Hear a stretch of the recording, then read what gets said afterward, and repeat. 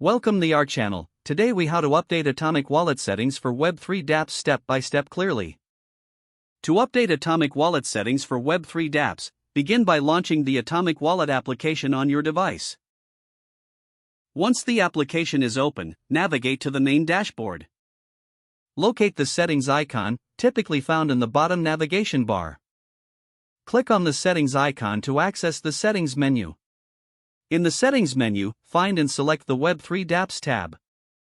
Within the Web3 dApps section, you will see options related to dApp connectivity.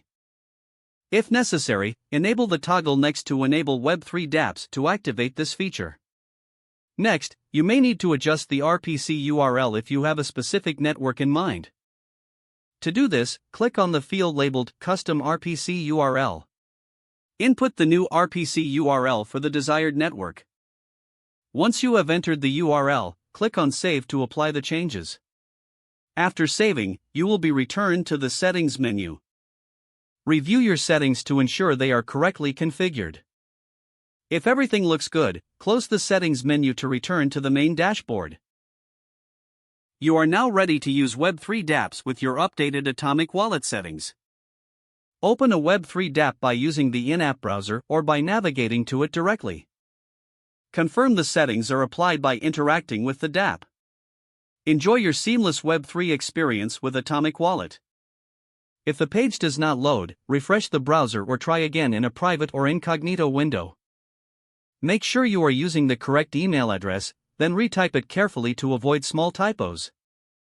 If your password is not accepted, use the reset option and create a new strong password you can remember.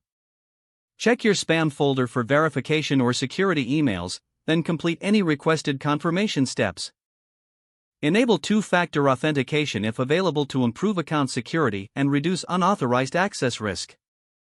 After signing in, review your profile details so your contact information and settings are accurate. If you see an error message, note it down and try again after restarting your device and internet connection.